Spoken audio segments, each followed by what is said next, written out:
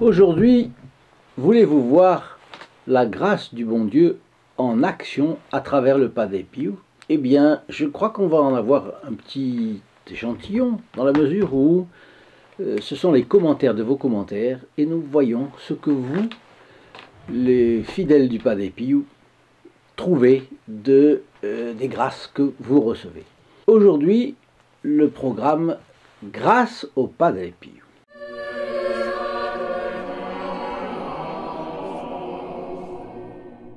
Et nous commençons par Emmanuel. Je suis un petit peu en retard, c'était le 22 octobre, vous voyez. Mais enfin, on y arrive. Je suis d'accord avec vous, nous dit Emmanuel, sans la grâce, il est impossible d'aimer en vérité. Il est parfois difficile, effectivement, de faire la distinction, c'est elle qui parle, entre des épreuves envoyées ou permises et des tentations du démon. Et si l'on a peur de se tromper, on peut s'en affliger. Et du coup, on prie pour que ça s'arrête. Et on peut déplaire à Dieu. Alors, la solution, c'est très simple. À mon avis, c'est Sainte Thérèse de l'Enfant Jésus qui disait « Le bonheur consiste à trouver délicieux tout ce que Jésus nous envoie, le bon et le mauvais. » Alors, en face, si on est, pour distinguer l'épreuve de la tentation, si on a un trouble, évidemment, c'est le diable qui est là.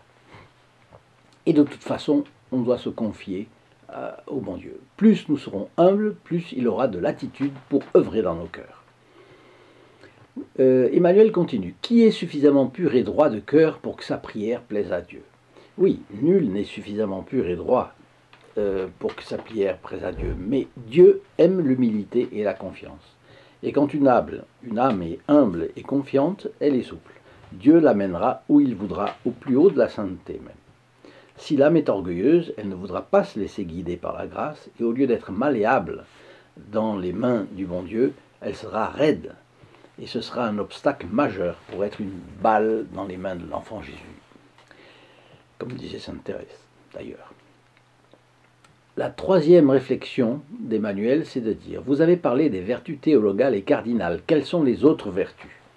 Bon, outre les vertus cardinales et théologales, on trouve les autres, qui sont toutes ici-bas des reflets de Dieu, mais Dieu en est la source. Je ne suis pas théologien, mais je dirais volontiers qu'il est l'essence de toutes ces vertus, parce qu'il est parfait, donc il est EST, il est toutes ces vertus. Il les a en plénitude et il les a toutes. Et elles sont innombrables, par exemple l'humilité, la modestie, l'obéissance, la discipline, la pureté, la chasteté, la pudeur, la persévérance, la patience, l'endurance, la bonté, la magnanimité, on parle de la magnanimité de Notre-Dame, la compassion, le courage, l'audace, le panache, la franchise, l'honnêteté, l'admiration, la sérénité, la piété, l'affabilité, la courtoisie, la générosité. Par exemple, pensez à la générosité de Dieu, l'abondance de sa création, la variété, pour que l'homme le connaisse à travers ces différentes créatures. Mais je dirais aussi, et plus encore dans ses grâces. Vous savez que la grâce est la créature la plus parfaite de Dieu. La créature parfaite. Pourquoi? Parce que c'est la participation créée par Dieu à la vie incréée de Dieu. Alors, il ne voudrait perdre aucune âme, aucun d'entre nous. Donc, essayons-nous d'être généreux aussi avec lui et avec le Padre Pio. Que faisons-nous de bien pour le Padre Pio? Est-ce qu'on se contente d'écouter ses fioletti ou est-ce qu'on veut faire un pas de plus dans les pas du Padre Pio? Bon, je vous donne rendez-vous dans la description, ici en bas, sur le lien en bleu, st-padre-pio.fr, et vous verrez en quoi vous pouvez avancer encore un peu. Maintenant, c'est le 28 octobre aussi. Livia. Je reviens sur la doctrine de la confession, puisqu'une amie m'a posé la question, et je la salue ici chaleureusement. Elle est une amie de ma femme, et elle n'hésite pas à lui dire ce qu'elle pense de ce que nous faisons. Donc c'est très utile pour nous. Et dans une vidéo, j'ai dit qu'au cours de la confession, le prêtre représente Dieu, mais qu'au moment de l'absolution, il prête son larynx, sa gorge, à Dieu, et que c'est Dieu qui pardonne et non plus le prêtre. Lorsque le prêtre dit qu'il nous pardonne de nos péchés, c'est à proprement parler Dieu qui parle à ce moment-là, et qui pardonne, c'est ce que j'ai dit. Et alors cette amie, Livia, me demande, mais le prêtre n'est-il alors qu'un pantin ?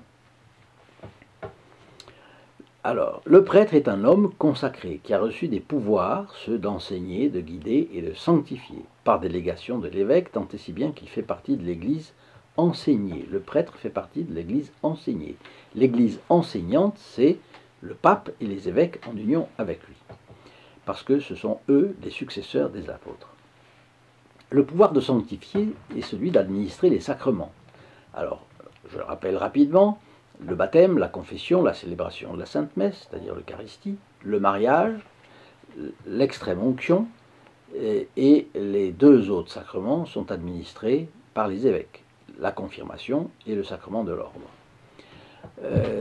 Donc, deux sacrements ne sont pas exclusivement donnés par un ecclésiastique. C'est le baptême, parce qu'en cas d'urgence, tout catholique peut conférer le baptême, par exemple en cas de risque pour la vie de l'enfant non baptisé, et à condition d'employer la forme et la matière du sacrement. La forme, c'est l'eau qui coule, indispensable à ce qu'il y ait le sacrement de baptême. Parce que baptême vient de baptiser, vient de laver, ça veut dire laver.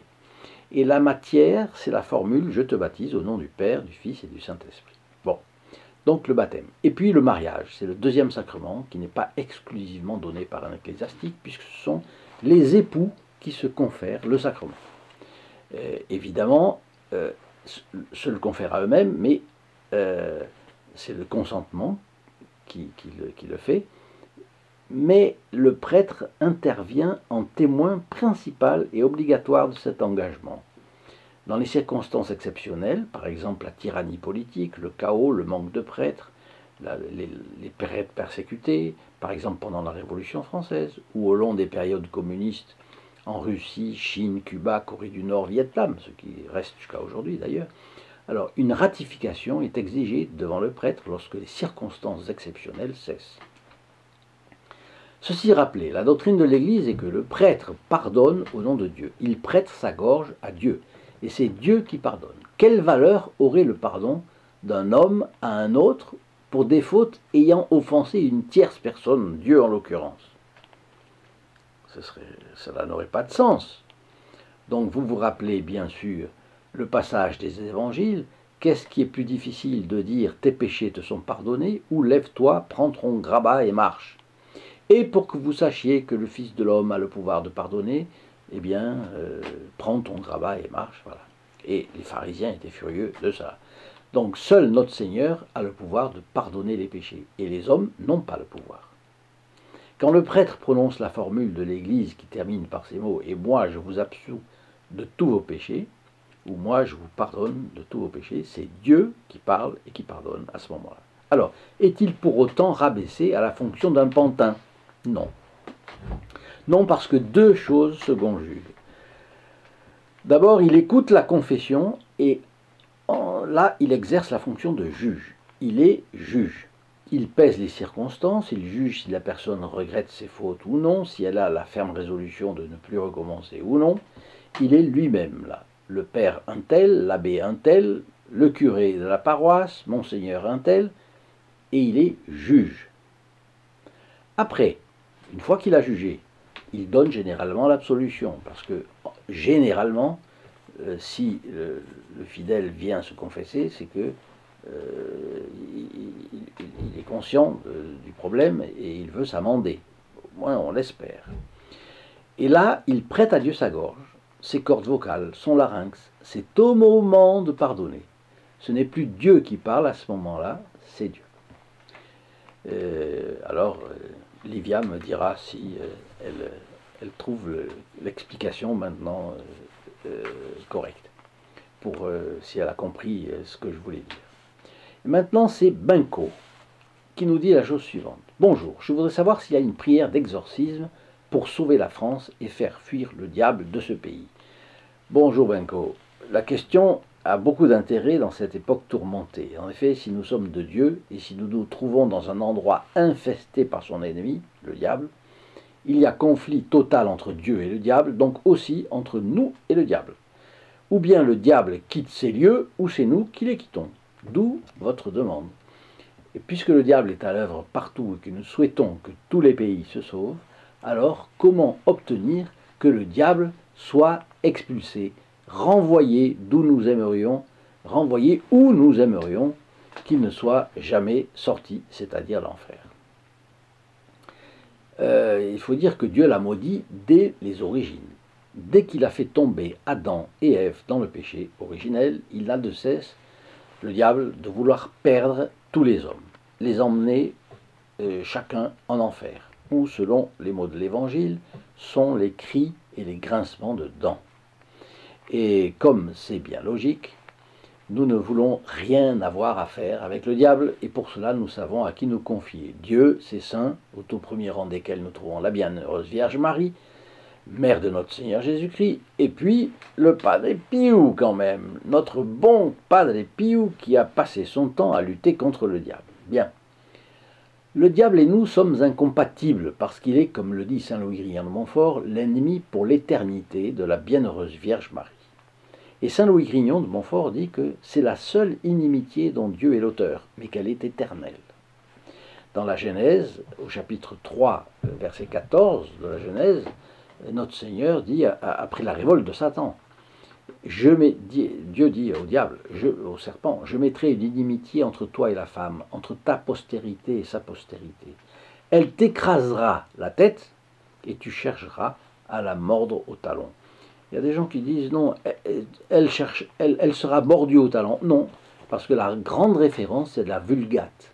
Et la Vulgate, la traduction en français de la Vulgate, c'est « tu chercheras à la mordre au talon ». Bon.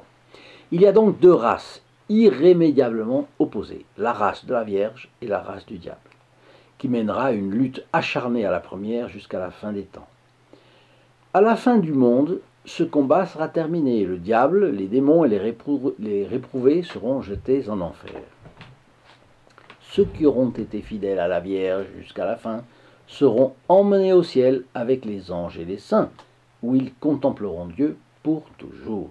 Et comme Dieu est infini, comme Dieu est la grandeur et la beauté, il y aura toujours des choses nouvelles à découvrir, à apprendre, à savoir, à contempler, à expliciter, à admirer, à commenter avec nos amis, nos frères, nos parents que nous aurons retrouvés là-haut. On ne sera pas assis sur un nuage comme ça à ne rien faire. Non, pas du tout.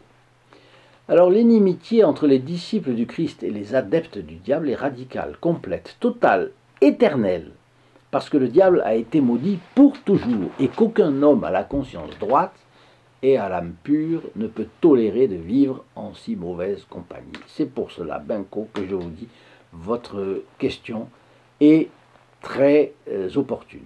Pour faire fuir le diable de nos pays, quel autre chemin que de suivre ce que la Sainte Vierge a dit dans son message de Fatima?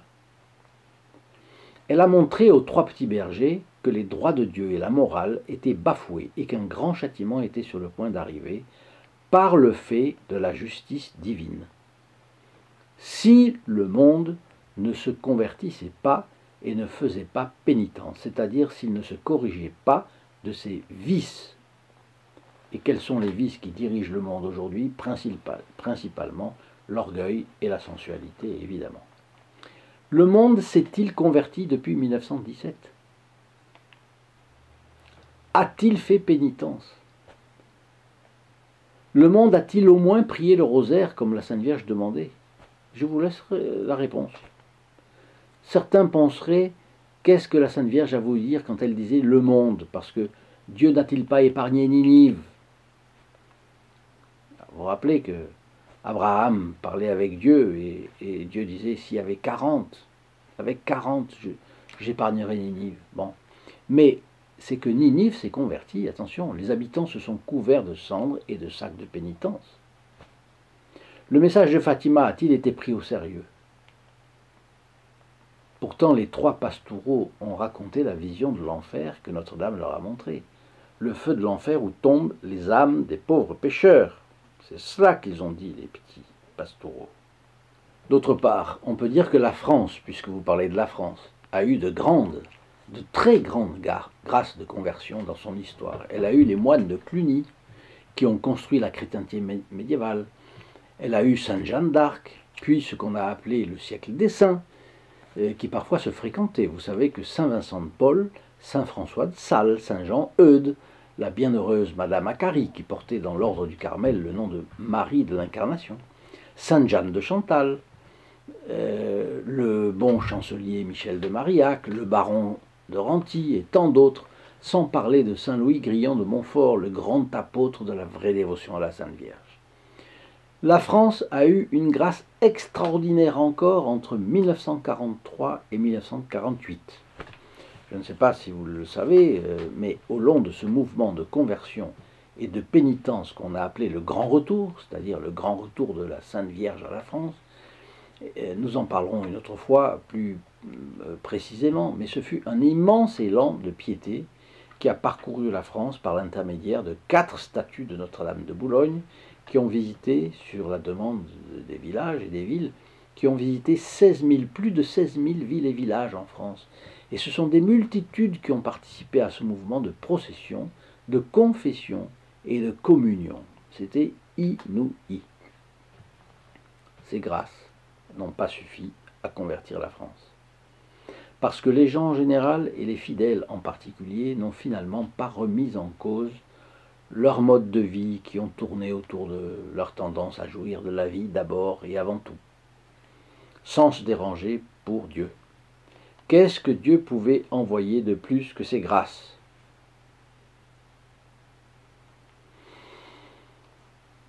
Un grand châtiment accompagné de grandes grâces. Un plus grand châtiment, que nous avons déjà, peut-être, accompagné de plus grandes grâces. Et c'est ce qu'annonce la Sainte Vierge à Fatima. Elle a avisé que son cœur immaculé triomphera. Comme il triomphe déjà dans le ciel, c'est bien de son triomphe sur la terre qu'elle parle. Et ce sont ces châtiments et ces grâces qui exorciseront le monde et la France. Mais nous avons une grâce pour la période actuelle. En plus, nous avons le Padre Pio. Sachons en profiter. Vous connaissez cette belle image du Padre Pio que nous diffusons. Je ne l'ai pas là sous les yeux. Elle est dans un papier, là, quelque part par là, mais malheureusement, mais elle est magnifique.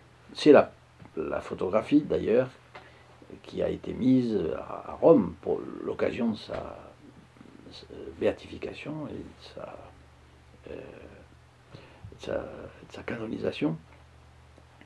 Et bien, nous avons bien sûr cette photographie.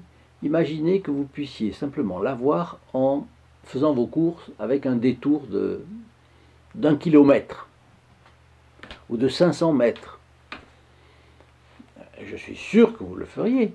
Vous ne perdriez pas l'occasion de vous la procurer. Eh bien, moi, je vous offre aujourd'hui une possibilité de l'obtenir gratuitement et de la recevoir dans votre boîte aux lettres Franco de Port. Il vous suffit de téléphoner à notre secrétariat, nous en avons encore de disponibles, et je vais vous donner le téléphone. Pour le prix d'un appel local pour la France et les dom-toms, vous pouvez obtenir cette photographie. C'est simple, tout simple. Pourquoi nous la diffusons? Parce que nous voulons amener le Padre Pio dans tous les foyers. Et évidemment, c'est une grâce pour quelqu'un d'avoir cette photographie, parce que le regard clair, pur, profond, scrutateur du Padre Pio, il donne envie d'être plus fidèle, il donne du courage, il donne de la force dans les tentations. Alors, je vous incite vraiment à avoir cette photographie. C'est au 08 05 36 08 47, prix d'un appel local, je vous le disais, pour la France et le dom-tom pour les autres. Et il faudrait que vous nous communiquiez, que vous en avez envie, par mail par exemple, et on vous dira comment on peut faire. Mais attention, s'il vous plaît, si vous l'avez déjà reçue, ne la demandez pas. D'abord, vous priveriez quelqu'un d'autre de recevoir les grâces qu'il aura avec cette photographie. Par exemple, il va mettre cette photographie chez lui. Quelqu'un va arriver, va demander des détails sur la vie du Padre Pio tout de suite, et la grâce passe à ce moment-là. La personne devient curieuse, veut lire. Quand on lit la vie du Padre Pio, on s'intéresse, etc., etc.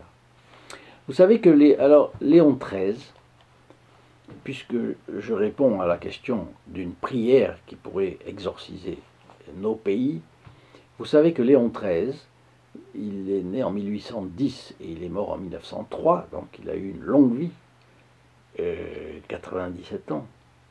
Je crois bien que c'est 97. Non, je suis un très mauvais. 93 ans. Il a fait placer un exorcisme obligatoire après la messe. Tous les prêtres du monde entier devaient le dire après leur messe quotidienne. C'était pour répondre à un fait concret. Le pape avait vu que le démon était enchaîné. Pardon, déchaîné. D'enchaîné qu'il avait été, il était déchaîné. Rien qu'en France, en 1960, il y avait 41 000 prêtres. C'était donc 41 000 messes célébrées chaque jour et 41 000 exorcismes dits aussitôt après la messe par les prêtres. Vous vous rendez compte? Bien. Je ne veux pas être trop long, je surveille mon heure. Depuis, disons en l'an 2020, il y a 13 500 prêtres, dont la moitié de plus de 75 ans, donc peu de prêtres actifs. Et, comble de tristesse, cet exorcisme après la messe a été supprimé en 1965 dans la vague d'optimisme qui a sévi à cette époque. Et voici quel en était le texte, il est très joli. Saint Michel Archange, défendez-nous dans le combat contre la malice et les attaques du démon. Que Dieu lui fasse sentir son empire, nous vous en supplions. Et vous, prince de la milice céleste, par la force divine, repoussez en enfer Satan et les autres esprits mauvais qui parcourent le monde pour perdre les âmes, ainsi soit-il. Vous voyez, cette prière, elle existait. Bon, concernant le châtiment, donc elle existait, mais elle n'existe plus. Mais est-ce que ça suffit? Non, cette prière ne suffit plus, on voit bien. Et il faut, et puis elle a été dite au nom de l'Église, par les prêtres, vous vous rendez compte, c'était une prière de l'Église, bien. Mais j'ajouterais que concernant le châtiment, il faut ajouter quelque chose de très important. La conception catholique du châtiment, celle que Notre-Dame de Fatima a transmise au petit berger, n'a rien de la conception janséniste. Le jansénisme désigne la doctrine théologique qui s'est répandue parmi beaucoup d'ecclésiastiques et s'est donc répandue parmi les fidèles à partir de la moitié du XVIIe siècle et qui a été condamnée par l'Église très vite. Selon elle, notre Seigneur Jésus-Christ ne serait mort que pour certains hommes, ceux qui seraient capables de recevoir efficacement la grâce de Dieu et de se sauver. Il y aurait eu des hommes créés donc avec une âme destinée à être fidèles, et les autres que la grâce ne suffirait pas à changer. Vous voyez cette discrimination parmi les personnes pour lesquelles notre Seigneur aurait donné sa vie. Bien. D'où ce crucifix représentait les bras très fermés sur la croix. Quand vous verrez ça, vous savez, c'est un Christ janséniste, pour signifier que le Christ serait mort pour certains et non pas pour tous. Le catholicisme, au contraire, représente le Christ les bras grands ouverts, en signe d'accueil de tous les hommes. Notre Seigneur Jésus-Christ a versé son sang pour tous, sans exception, même pour Judas, qui s'il avait fait comme Saint Pierre, s'il avait accepté cette grâce, eh bien, il aurait demandé pardon, il aurait été pardonné. C'est pourquoi, dans l'Évangile, notre Seigneur Jésus-Christ dit qu'il y a plus de joie dans le ciel pour un seul pécheur qui se convertit que pour 100 justes qui continuent à être justes. La grande sainte anti-janséniste, comme le Padre Pio, elle a beaucoup de choses en commun, d'ailleurs, avec lui, sauf que le Padre Pio, c'est la mystique extraordinaire. Bon, j'aimerais demander à un spécialiste pour savoir si elle relève de la mystique ordinaire ou extraordinaire. Bon, Sainte Thérèse de l'Enfant Jésus dit que si elle avait commis le plus grand péché du monde, elle irait se jeter au pied de la croix, demander pardon à Jésus, sachant qu'elle serait pardonnée, parce que la bonté de Jésus dépasse infiniment la méchanceté, même grande, de nos péchés. À mon avis, c'est beau au plus haut point. Je ne sais pas si vous êtes d'accord, dites-le moi si vous êtes d'accord. Si vous n'êtes pas d'accord, dites-le moi aussi et on dialoguera là-dessus. Le protestantisme avait été expulsé de l'enceinte de l'Église par tout le mouvement spirituel et doctrinal dont saint Ignace et les jésuites ont fait partie, la contre-réforme. Le jansénisme, lui, a été une tentative de protestantiser l'Église dans les coulisses, par-dessous, caché. Le jansénisme a été lui aussi expulsé de l'Église, heureusement, par le zèle de bons ecclésiastiques, et il ne représente plus depuis le XIXe siècle qu'un reste dans les tendances de certaines âmes. Mais ça reste, il y a des âmes comme ça, vous en connaissez. C'est une manière d'être simple, renfermé, un état d'esprit rigide et austère. Sur le plan religieux, le jansénisme se croit bon chrétien, mais sans pratiquer. Et il ne s'approche pas des sacrements, parce que l'infinie bonté de Dieu n'entre pas dans sa conception rigoriste de la vie. Conséquence, sa vision du châtiment est la vision dure, sévère, selon laquelle si le châtiment vient, c'est bien fait pour tous ceux qui en sont frappés, et la punition ne peut être que totale, c'est l'enfer. Pour le janséniste, d'ailleurs, quoi qu'on fasse, il y aura ceux qui étaient destinés à être punis et le seront. Ceux qui passeront à travers les gouttes, les jansénistes, selon eux, eh bien, seraient confirmés dans les thèses jansénistes.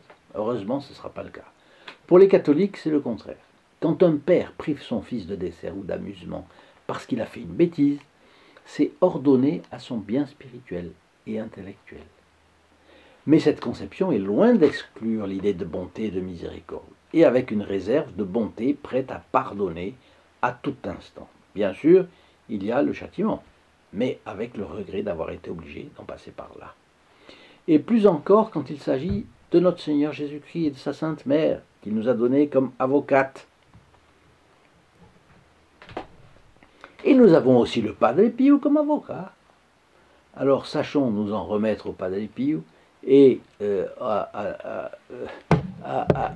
lui demander tout. Voilà, on peut lui demander tout, comme la Sainte Vierge. Il est un très bon intermédiaire vers la Sainte Vierge.